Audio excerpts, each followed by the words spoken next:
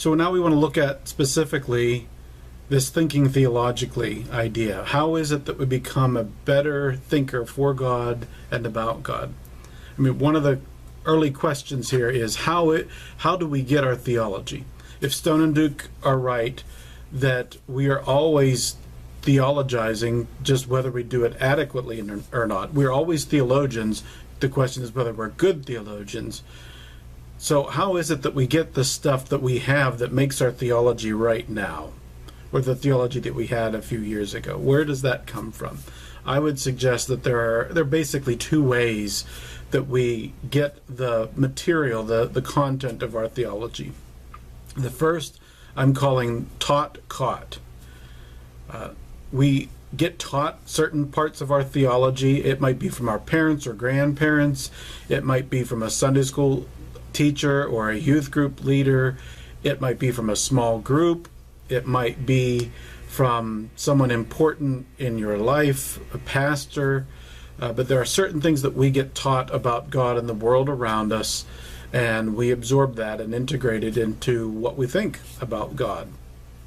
The caught part of this first one is the stuff that we pick up along the way, and usually we don't even realize that we're picking it up, but it still has kind of a lasting and profound effect on what we think about ourselves, what we think about other people, what we think about God. An example could be that a 4-year-old girl, let's say, and dad and mom end up getting a divorce. Dad moves away, remarries eventually, has kids with the new wife, and more or less forgets about ex-wife and kids to ex-wife. What are the odds that that young girl is going to grow up to have a fully developed sense of the faithfulness of her Heavenly Father? I would wager money that she's going to struggle with that as she gets older. That's the caught stuff of theology, the stuff that we have been influenced, that we don't even realize the impact that it's having on us. So the first one is taught, caught. The second one then is fought.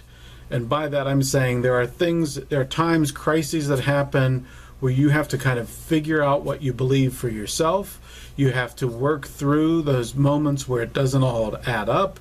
You have to push through. It's a deliberate thing, and we'll see that here as we proceed. So these two approaches to theology, or two ways we get theology, end up leading to two kinds of theologizing, or two kinds of ways of doing theology. So I would argue that theology that has been taught and or caught tends to produce what we could call an embedded theology. It's underground, it's under the surface, it's not noticed right away, but it's there doing its thing. A way of thinking of embedded theology would be that this term embedded is also common in journalism. So if in war times, different journalists are at times embedded in units. So they'll be assigned to a particular military unit, and they sleep when that unit sleeps, they exercise when that unit exercises, they go out into the field when that unit goes out. So they're embedded. Everything that unit is doing, that person is there. So they're operating with it, doing their thing, but doing it within this unit, but sort of under the surface. That's embedded theology, the stuff that's operational that we're not always even aware that's going on. The second kind, the fought-out theology, the stuff that we've had to struggle to get to, produces typically a more deliberative theology, one that's more intentional. And that's going to be the key, more or less, to what I'm calling us all to, even myself, to continue to move towards deliberative theology. Now, let's unpack these. So embedded theology is the implicit theological assumptions that we have, that it's the way we live our lives and make our choices. It's the stuff that it's there. It's operational, but we're not always aware of it. And because of that, it's known, but it's not necessarily able to be articulated. So why do you believe that? You just said this. Why did you believe that? Well, I don't know. My mom always told me that, or my grandma always told me that, or I remember a song that my Sunday school teacher always used to sing, or the Bible says, or the pastor said. All those things fit into this idea of it's there, it's operational, I know it, but I don't really know why I know it. As opposed to deliberative theology is really the result of an intentional process of reflection. And by intentional, I'm saying you have to put your mind to the task. You're not doing it by accident. It is a choice that you have to make to kind of go down this road. Now, I also want you to be aware that this embedded theology, this deliberative theology, is often a result of crisis. So a lot of you, probably at this point in your journey in college, have gotten to a point, you have gone through it, you're in it now, or you're heading into it very soon, where you're starting to question a lot of the things that you had been told by your parents or your pastor, or how you read the Bible. A lot of that stuff is now kind of going up in the air.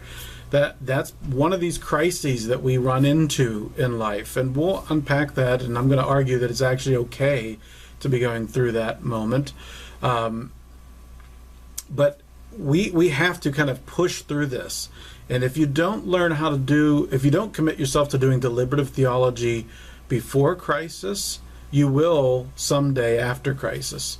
There are times in life where 2 + 2 does not equal 4. What do I mean?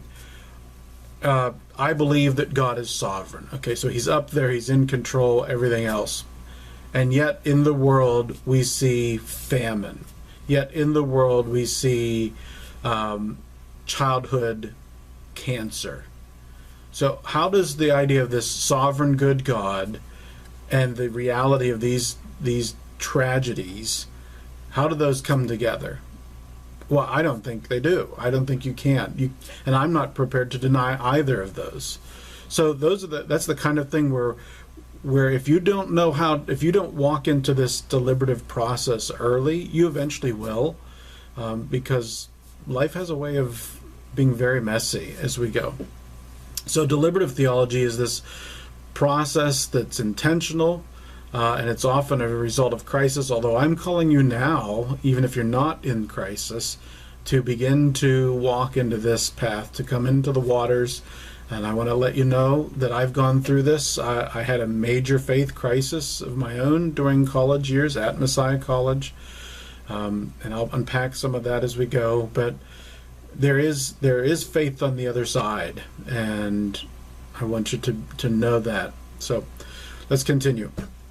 So deliberative theology, and this is again from this Stone and Duke book, How to Think Theologically, they write, deliberative reflection, which I'm saying deliberative theology, questions what has been taken for granted, things that we've assumed to be true. It inspects a range of alternative understandings in search of that which is most satisfactory.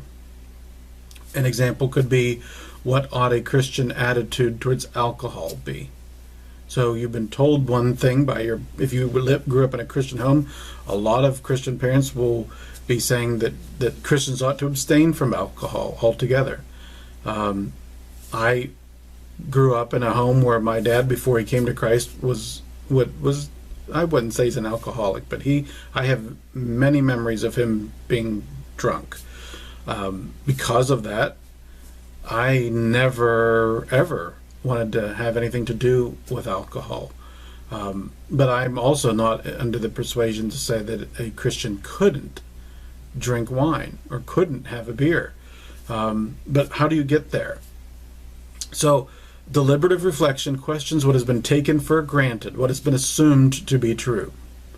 And it inspects a range of alternative understandings in search of that which is most satisfactory. It's not saying it looks for the thing that it likes the best or that it can justify its own actions. It's saying the one that as I try to put the pieces of life together, this makes the most sense to me as a way forward.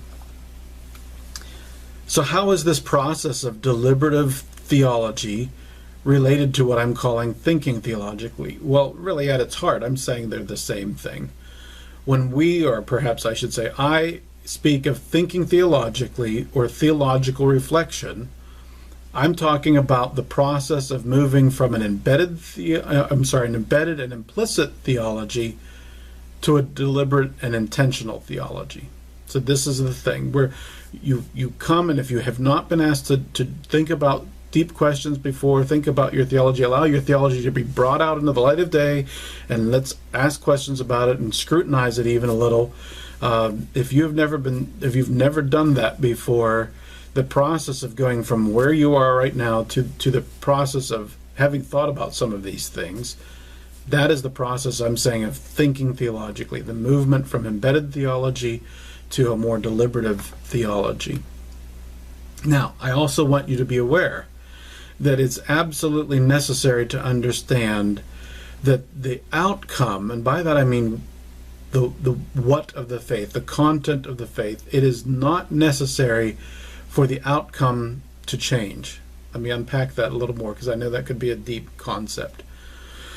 What I'm saying to you as a person who is in school and is trying to mature as a Christian, and I'm now calling you to this weird thing called thinking theologically, as we're going down this road together, I'm not saying that the stuff that you currently believe about God, about the Christian faith, has to go out the window.